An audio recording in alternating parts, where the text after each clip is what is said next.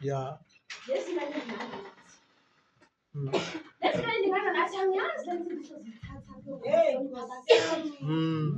Banqamela ukuhamba bathuthe emakhaya bayo angithi abantu abasindiswe babeka amatende la bahlala ematendeni.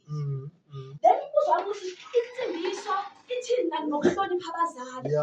Ngoba abantu abaningi abasindisiwe abathintwa lutho ngemindeni yabo uqhuba ibandla phambili. Akuyona-ke insindiso leyo. Insindiso ihamba nokuhlonipha uNkulunkulu uyihlo wakho wasemhlabeni okungabazali. Yebo.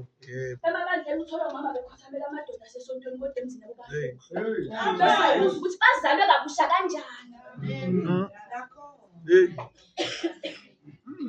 Lensindiso mhlawumbe lelinye ilanga kuzofuneka ukuthi-ke kube nabantu abazositshela ngale nsindiso yami nokubona ngathi asimukelanga yona mhlawumbe lesincelayo akusiyona nalesi eBhayibhelini.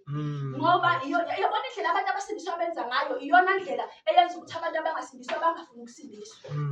Labantu abasebezalwe kabusha benza ukuthi abantu abangakazalwa kabusha bangabe besafuna ukuzalwa kabusha. Wondla kanjani ibandla ekhaya ungondli?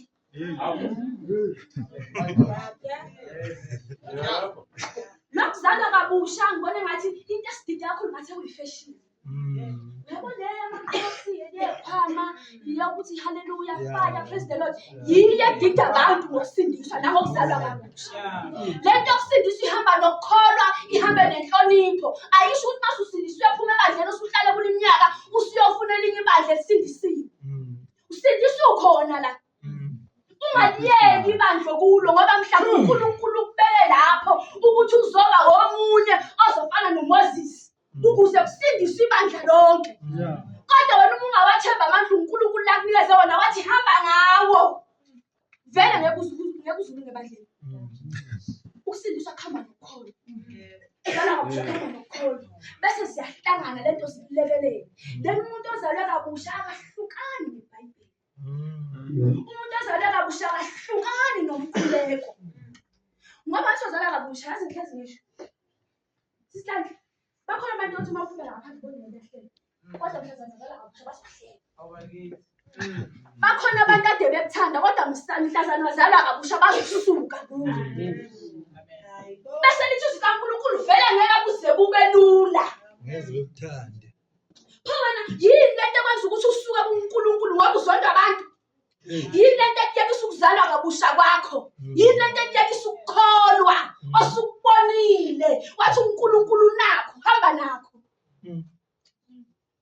Ngoba wenzela abantu sababantu zabangeke bekusize ngalutho. Vele mawusindiswa uqala ukuzalwa kabusha zikhona izinto. Uthe uJesu wathi konke okwenzeka kimi kulindele ukuthi ngenziwa kini ngoba ngingavela emhlabeni nyoba usawethu wezwe. Then yini esenza ukuthi thina masizalwe kabusha sifuna ukubuyela emuva?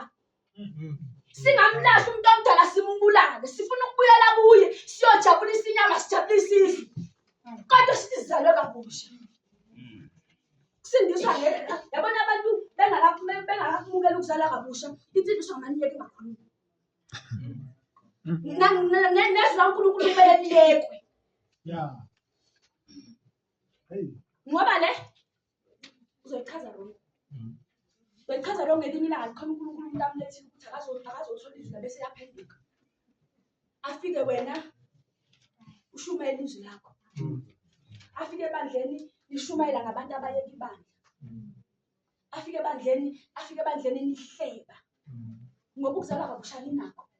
Angisho ukuthi abantu abongena emanzini. Angisho. Mina nje amazinyo awasaba. Futhi lento yokuthi kuthiwa emabandleni kunenyanga lapho kumele khona siyongena emanzini. Iyasiphoqa ukuthi asisindiswe noma singakafuni. Iyasiphoqa. Lento yokuthi lokhu uvakashe ebandleni sekusayinisa sekusayinisa lokhu. Phese besile manje amabandla asesayinisa lento. Lokhu sayina. Mase bengasakuboni bese bayakubiza. Why? Indawo yenamba. Yeah, ngoba Angi-understand mina. Ngoba umuntu lento yokusindiswa iphakathi kwakhe noKristu. Remember Ngibona ngathi abantu abasindiswa bengakhonzi ba-right. Abazalwa kabusha bengakhonzi benganama abadla ba-right. ngoba mhlawumbe le basindisi bayafunda kodwa i-explanation yabo ebantwini bayaliphendukezela ngoba ukuzalwa kabusha bebuyele esiswini abakwazi. Sesingabuyela emanzini masuzalwe kabusha wamukela uJesu njengenkosi nomsindisi. Na usubona ukuthi manje sengiredi noma sengangihlasela izwe kodwa ekuzaleni kwabusha kwami noKristu ngimile ngoba yikho into edlula uthando lukaKristu Jesu. Lento yokuzalwa kabusha ithi mhlambe thina masingenza kangcono sesimbethe. Hayi ngisahlabe sengisindisiwe ayikho mayelana akusinsindiso leyo akusinsindiso. Mhlawumbe uyaphumula kamakhola ufike ehlatshwe uyini ungayazi ukuthi yani kanti imihlatshelo abantu abadala ukusindiswa akuhlangani nokuhlaba. Lento iphakathi kwakho noKristu. Lento iphakathi kwakho noKristu ukuthi uyamazi umbonile uyamvuma yini bese iphelela lapho. Then ithi lento mawususindisiwe wazalwa kabusha uyabaza abantu bonke. Isikhathi esiningi masifuna uBishop uJesu Kristu sisandla. Abantu ade sihamba nabo singakamukeli sifuna ukuhamba nabo endleleni sesimukele sesishintile. Kanti abantu bohambo lwakho once waqalisa indlela bayayisukela. Mina nje mangazathi ngesidaba uma sengisindisiwe ngengisaphuza bazosuka abaphuza. Uma kusibe ngihlebe ebandleni uma sengisindisiwe bazosuka ngoba ngisahlele.